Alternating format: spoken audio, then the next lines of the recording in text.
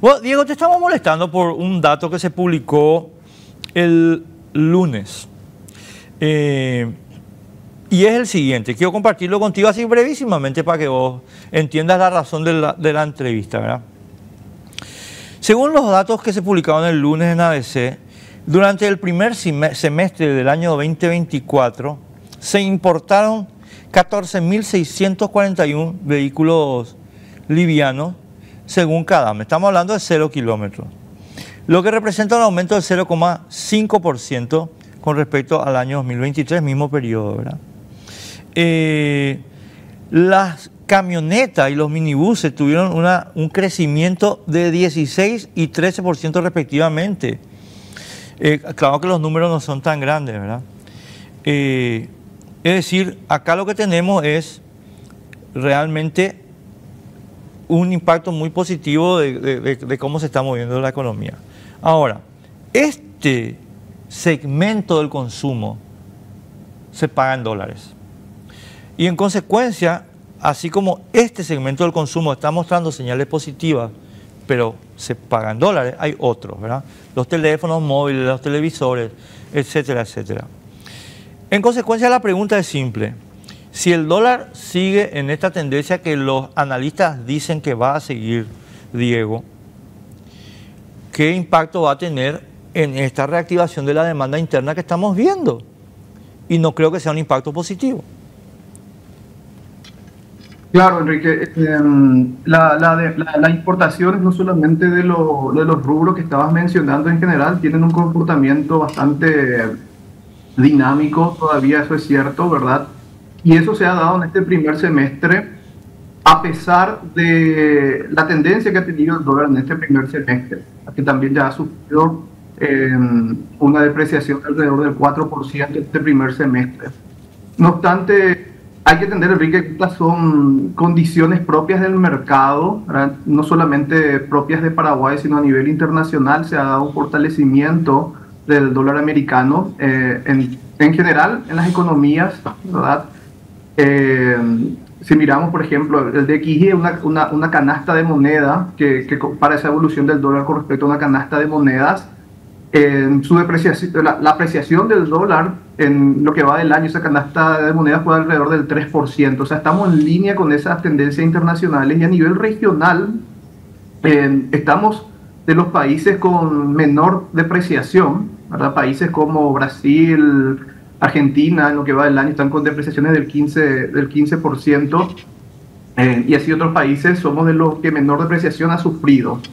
Entonces, nada más para volver a tu consulta, ya habiendo observado esta dinámica del dólar, y aún así eso no fue un freno para las importaciones, ¿verdad?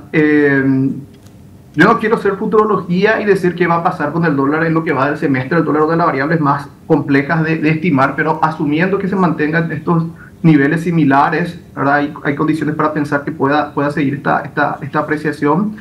No obstante, hay factores que podrían atenuar esta apreciación a la espera de lo que es el comportamiento de las tasas de la Reserva Federal, ¿verdad?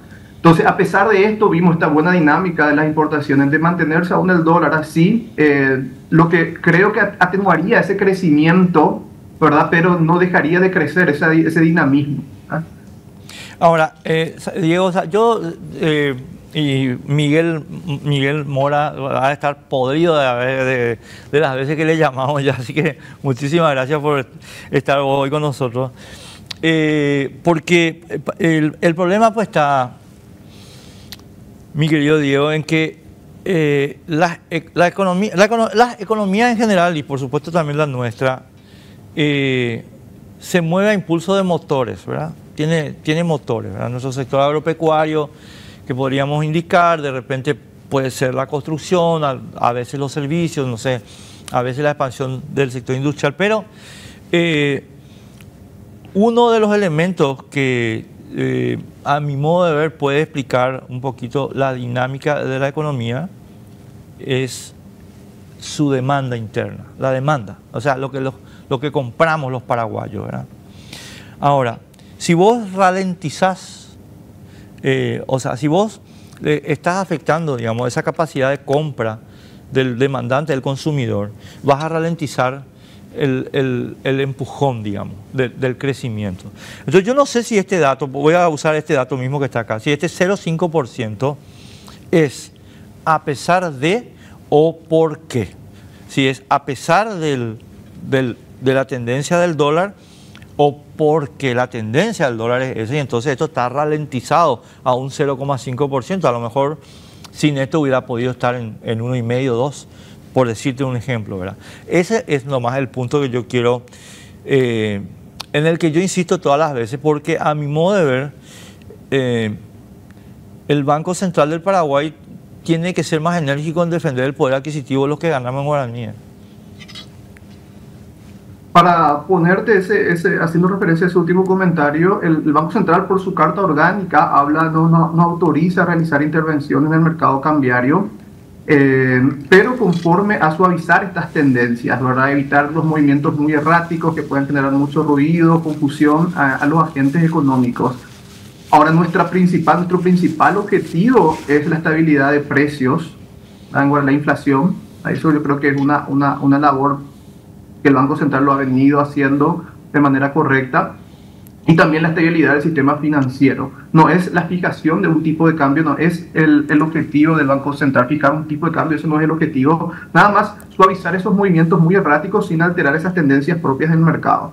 El tipo de cambio, aclaramos que es una variable de mercado, es poco lo que podemos hacer, ni aunque quisiéramos fijar un fijo de cambio fijo, es poco lo que se puede hacer, ¿verdad? Porque responde a variables de mercado y una economía pequeña, abierta como la nuestra, está sujeta a estas cuestiones de mercado, como te mencioné anteriormente. Acá tenemos tanto componentes internos como externos. Externos, como ya mencioné, hay un diferencial de tasas de interés que hacen que el dólar, como su retorno está más, en términos relativos, más interesante a la Reserva Federal mantener esa tasa de interés más alta y al no bajar. Y por el contrario, nosotros estuvimos bajando la tasa de política monetaria debido a que ya ganamos esa batalla de la inflación post pandemia. Ese diferencial de tasa de interés hace más atractivos los activos denominados en dólares, ¿verdad?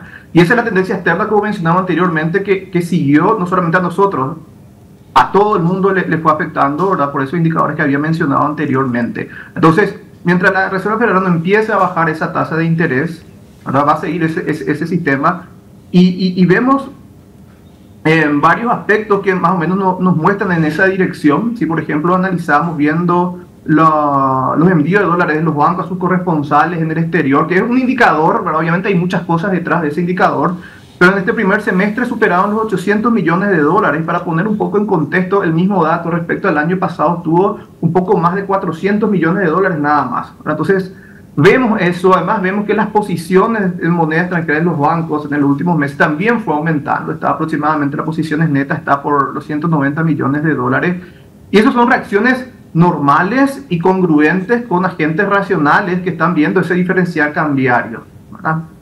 No hay nada que podamos hacer al respecto. O sea, nosotros no podemos ir en contra de esas tendencias internacionales. Por eso, por el lado externo, pero con consecuencias internas. Además de eso, tenemos las cuestiones propias e internas que tuvimos este año. No tuvimos buenos precios para nuestros principales rubros de exportación, por ejemplo, la soja, el trigo, el algodón. Estamos hablando de lo que va del año, caída de precios alrededor del 15% de estos principales rubros de exportación que tenemos, ¿verdad? Entonces hubo menos entrada por ese lado de dólares de los esperados, sumado a estas importaciones que sí tuvieron una buena dinámica, producto del poder adquisitivo que vinimos ganando, producto de este crecimiento económico este dinamismo de la economía que estamos teniendo, ¿verdad? Ahora, esa capacidad de compra, ese estímulo, nosotros queremos estimular las compras y el producto, pero el producto producido aquí, ¿verdad? En realidad, una depreciación cambiaria nos vuelve a nosotros país más competitivo, ya que los productos producidos aquí se vuelven más baratos para el extranjero, entonces aumenta esa nuestra producción local, ¿verdad? Los productos importados, lo que estamos favoreciendo es el Producto Interno Bruto de los países que estamos importando, ¿no? Claro, ahí Diego, me detengo un ratito. Qué lástima, nos quedamos cortos porque ahora empieza la parte interesante y justo llega al final del programa, pero tengo que decirte lo siguiente. No, a mí me preocupa la valoración que de repente se hace cuando se señala que la depreciación del guaraní es un contribuyente a la competitividad. Eso, a mi juicio, es falso. ¿Por qué es falso? Es falso porque se basa en usar el poder adquisitivo del trabajador paraguayo como variable de renta de los exportadores. Y este es el esquema que propuso Raúl Prebisch en CEPAL ya en los años 50 para promover la economía argentina en particular, y el desastre creo que está a la vista y creo que nadie se va a animar a decir no, salió bien. No, no salió bien, salió muy mal. Porque es una espiral ¿cómo se dice eso? Autoalimentada. En la cual, no, la depreciación de ahora es un estímulo, pero después cada vez más, hasta que tenés una inflación de 6.000%. Entonces, ese camino, te termino la idea nomás, ese camino para mí me parece harto peligroso. La competitividad del exportador paraguayo tiene que basarse en la productividad del exportador paraguayo, no en mi salario. Yo no le doy permiso a Guillermo Caballero Vargas para sacar nada de mi salario para que él sea millonario. Perdón, no. Lo que pasa es que el Banco Central está haciendo eso. Ahí nomás para aclarar, Enrique, no me refiero a que hay una política de depreciación del tipo de cambio, en absoluto. Es nada más una consecuencia de que por condiciones de mercado, por tipo de cambio, ese es el mensaje que quería transmitir, está determinado por condiciones del mercado.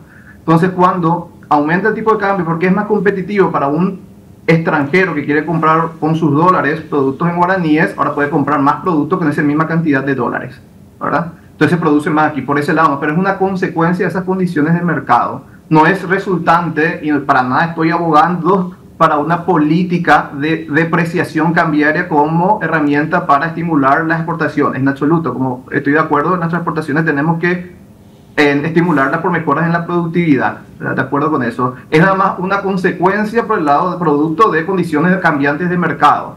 Para ponerte más en contexto, Enrique, ¿verdad? Si miramos históricamente ese tipo de cambio nominal del dólar, a enero, si miras, no sé si recordarás, pero más o menos enero del 2002, el tipo de cambio estaba por los 7.350, 7.000 más o menos aproximadamente. La tendencia en esa época, hasta el 2014 más o menos, el tipo de cambio se apreció y llegó a estar hasta un poquito por arriba de los 4.000 hasta el 2014. Luego a partir del 2015 es mi vida maravillosa. Volvió a subir, pero ahí no para terminar la idea, Enrique, ¿verdad? En absoluto no hubo ahí una política ni del 2000 al 2014 de apreciación cambiaria, ni del 2014 en adelante de depreciación cambiaria. Son condiciones propias que se fueron dando por las coyunturas, tanto globales como internas nada más.